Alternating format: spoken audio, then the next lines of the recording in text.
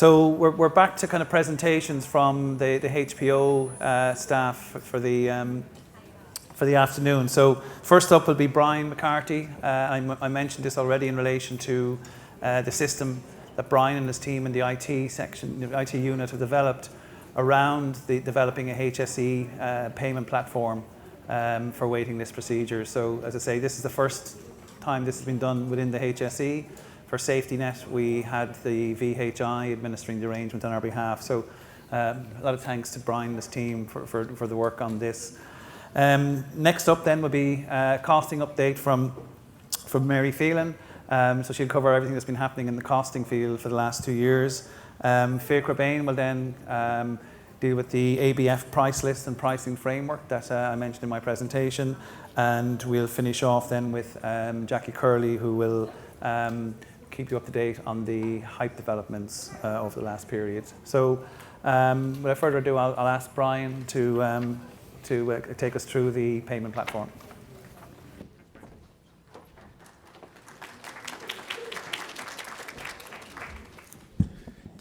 I should say thanks for a round of applause. Like you probably won't be applauding at the end of this because this is straight after lunch. You're probably all fast asleep, and I'm just going to help you get there. Okay.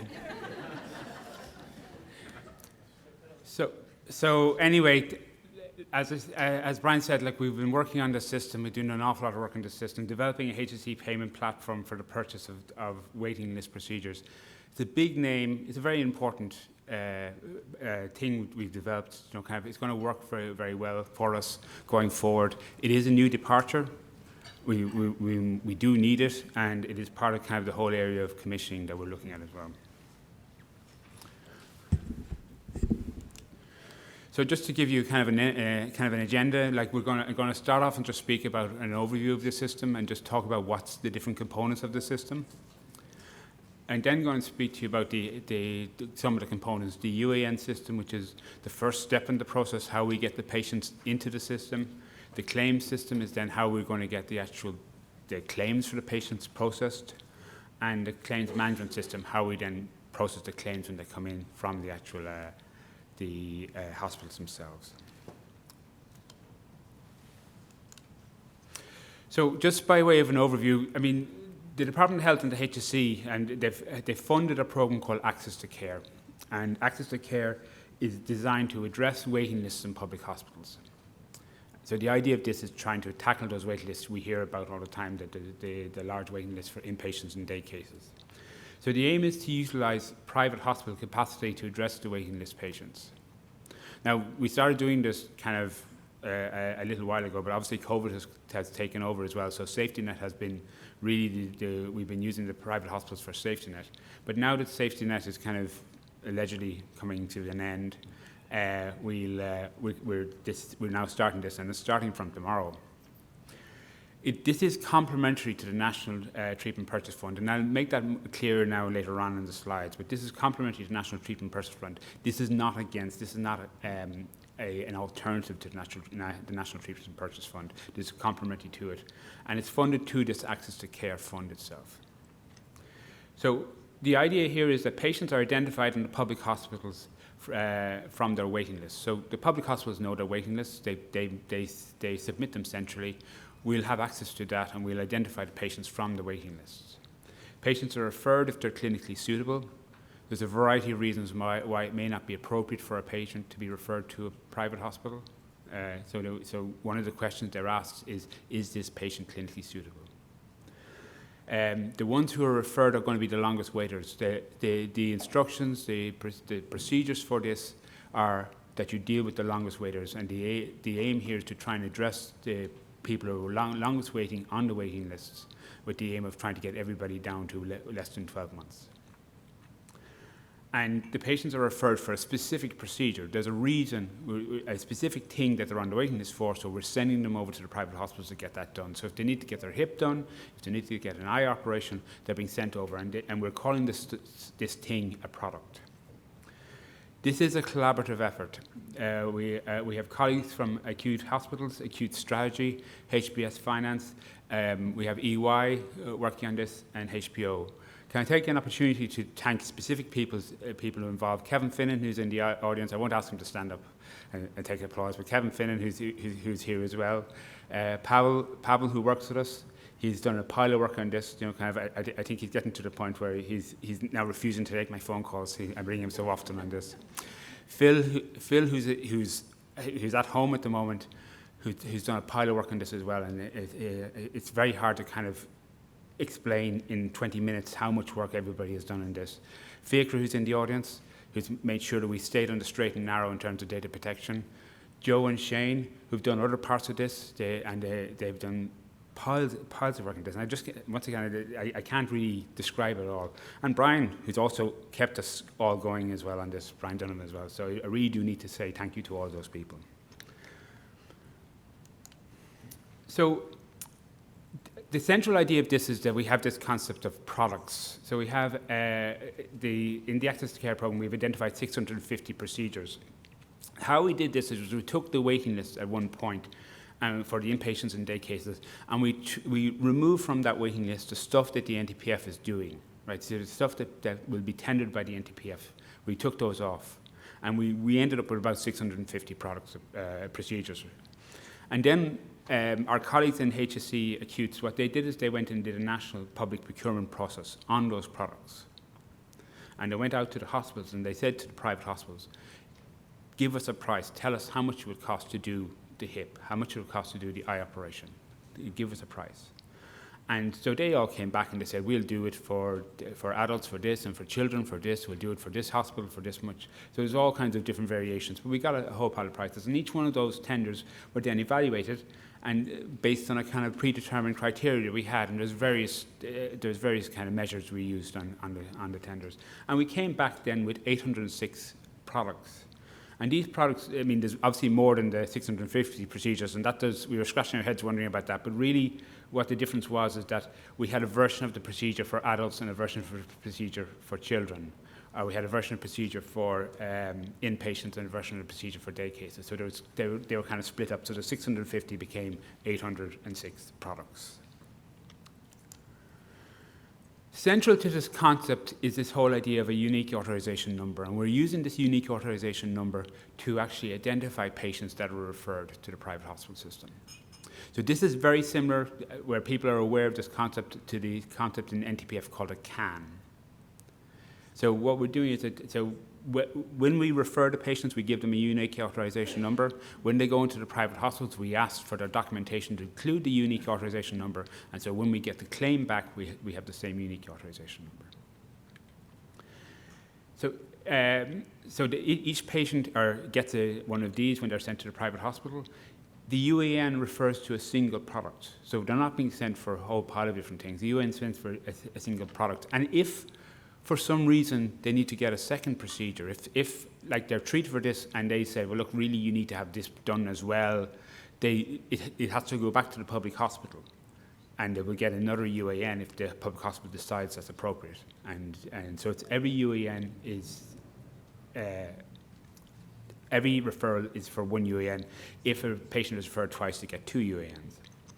So the only point I'll make is that there are some procedures, and I made the point at the bottom there are some procedures where there might be multiple visits under the same UAN, but there's very few of them. And I also make the point that this concept of UANs, we use that under safety net as well. All the people under safety net 2, 3, and 4 were all given UANs when they were sent to private hospitals. So we've developed a series of software systems to implement all this. So we have a system to generate the UANs and refer patients to private hospitals. So we have a system that you can go in, you can give the details of the patient, you can pick them off the waiting list. It will allow you to choose the product, or it'll pick the product if it can off the waiting automatically based on the procedure they're waiting on the waiting list. And it will, once they have allocated the UAN, it will actually copy it into the claim system. So it's available then for the private hospitals at that point. There's a system then that will be available for the private hospitals so they can submit the claims. So some private hospitals, they submit claims electronically, but most of them, they submit the forms. Like if they're going back to VHI or going back to Bupa or any of the other private health insurers, there is a physical form. And for safety net, it's a physical form as well. I know because we designed it, the physical form. And so, but we have developed this system, the HSE claim system, to allow them to submit the claims electronically. So no more forms for the private hospitals, they can just do it all online. We then developed a system, our colleagues in EY have developed a system to automate the claims management. So what we'll do is we'll look at the actual claims as they come in and see if it's okay, if there's anything strange in it. And if there's nothing strange, if it looks fine, if the patient was sent over to get X done and X was done and the patient was discharged, then it will just go straight through for payment. If there's something strange happens, it becomes what's called an outlier. And that's where the next step is, a system to manually assess patients. So the outliers, they have to be manually assessed. We have to look at them and see. So we've developed a system to do that as well. And then we have a system to track the patient's treatment pathway timeline. So we need to keep track to make sure that the patients are actually going through the system, that it's not just a case that the UNs are being generated and the patient gets stuck somewhere, because they could have been treated off the waiting list in the public hospital in the time. So we have to make sure that the patients, they get referred, they get treated, and the information comes back. So we have certain kind of key points that we're measuring as we go along. And there's various other reporting systems that we're developing as well in Power BI. And where are we using these? The first one will be used in the public hospital. So the public hospitals will be referring to patients. The second one will be used in the private hospital. The private hospital will be treating the patients, so they'll be filling out the claim form to say, this is what happened to the patient, these are the diagnoses, these are the procedures, this is how much it cost. And they'll have to submit an invoice as well. And then the other systems are done within HSE, various points in HSE, because different people will be looking at the claims management. We'll be looking at the manual claims management for the outliers. We'll be looking at the treatment pathway to make sure the patients, once again, our colleagues in the acute strategy will be very interested, and we'll be checking to make sure that the patients are coming off the waiting list, that the money that's being spent is actually moving people off the waiting list. And then the various other reporting systems, like, for example, there's financial reporting as well, so that we can understand how much money is actually being spent on the system. And there's various other ones as well. The overall process, they start off with a patient being chosen from the waiting list. So we choose a patient from the waiting list, and we're concentrating on the longest waiters, with our aim to get everybody within a year. And the patient then will be referred to a private hospital for a product. So this procedure, the reason they're on the waiting list, they're being sent over to the private hospital for. The next step is outside of our system, but the documentation, we have to tell the private hospital what's wrong with the patient, so the documentation will be sent over. And then once that's gone over, the patient will be contacted by the private hospital as if they were a private patient. They'll be contacted by the private hospital, and their treatment will be scheduled, and they'll be said, right, come in next Monday, and we'll do this. So the patient is then admitted, they're treated and discharged as would be any other patient in the hospital. And a claim will be submitted, so we get the claim after the patient has been discharged. The claim then will be assessed by this automated system that we developed to check it's okay. And if it is, as we said, if it starts off that the patient was sent for a particular procedure and they've got that procedure and there was no kind of strange comorbidities or complications or anything, nothing strange happened, then it will just be paid. But if necessary, the patient's claim might be pushed into this manual claims assessment. If it's an outlier, if something happens, if something different happens. And we do allow for kind of variation, because we understand we live in a real world and changes happen. As much planning as we can do, there's always something that may happen. And then finally, the payment is made to the private hospital. And these are the different systems that are involved. Like, we have the UAN system for choosing the patient off the waiting list and for referring them. We have the claim system for filling out the claim. We have the automated system for checking the initial check on it, and then the claims management system for dealing with the final claim if it has to be checked, and the payment.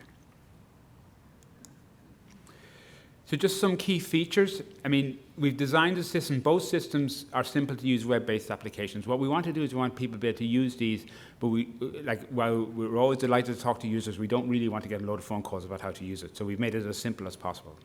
That's the first thing. In the UN system, what we're doing is we're choosing patients from the waiting list. There's a facility to allow a patient to decide what hospital they want to choose. So each product, a number of hospitals have tendered for that, so those options can be offered to the patient. That's subject to the tendering rules. And there's also a facility to check if the private hospitals have capacity, because some hospitals will not have capacity. As activity in public hospitals have gone up, activity in private hospitals has gone up as well. We can record additional notes on the patient. So the people who are doing this, the referrals, they can put in additional notes so to keep track for management and for managing interaction with the patients.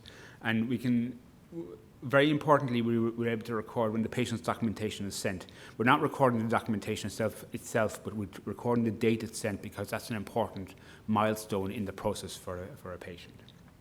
And finally, the UAN system, what it will do is it will send, you can use it to send emails to the private hospital. So we can send the details of the patient through the user's email system to the private hospital. In terms of the claim system, it's a nice centralized system. All the private hospitals will go into the same system. When the referred patient is sent over, the UAN, the product, and the referring hospital will automatically appear on the claim system for the private hospitals. We're not going to be allowed any omissions for data. The really wonderful thing about paper forms, and I don't think there's anybody from VHI here, but if they were, they'd tell me that the great thing about paper forms is that people can forget to fill out half of it. So we're not allowing that on the electronic system, and we want it all to collect it once, and we don't want to be going back and forward with them. And the other thing that's important about the claim system is that the private hospitals see the status of their claim, what's going on as they go along. So just to give you an idea of what it looks like then, so on the first system, the UAN system, we have a main dashboard, and on the left-hand side you see the details of patients. So you'll see the name of the patient, the medical record number of the patient in the local hospital, the private hospital, if they're referred, the private hospital they're going to, and the UAN that's been sent, has been allocated. And on the right then we have a series of buttons, so we have buttons there to view patients, to edit them if we need to change the information. There are restrictions on editing, because if you've sent the patient over, we can't go and then change the product afterwards. There are restrictions on that. We also have ways there for sending emails, for sending notes, and for recording, as I said, when the patient's documentation has been sent over. And then finally, there's a big button there that says discharge summary. An important point in this whole thing is that the discharge summary comes back as normal from the private hospital to the public hospital. And that will be used for a number of reasons, but one of them will be that will be proof that the patient can be taken off the waiting list. So there's a way of recording that as well, and that will be audited so that we make sure that the private hospitals are sending them back. So what the users will do is they'll use the add button to actually to create the case. And then they have to fill in the details. And really what they have to do is they have to type in the name of the patient, and then they have to type in waiting list, or click on the waiting list button. And when they click on the waiting list button, a new window will appear. I'll show it to you in a second, and it will list the patients off the waiting list. We have arranged to get a copy of the waiting list data on a weekly basis from our colleagues within the HSE, and the users will be able to see that then. So the types of information we're collecting the patient type, are they a day case or an inpatient, or sorry, adult or child, excuse me, the date of birth, the product, what the product is, clinical priority, are they urgent, semi-urgent, routine, the date the patient joined the waiting list, and the treatment type is the anticipated treatment time, which is inpatients and day cases. And then that question about clinical suitability is there. Even if the patient is not clinically suitable to be sent, we still want them to be recorded so that we don't have somebody else trying to do the same thing again, going and looking at the same patient.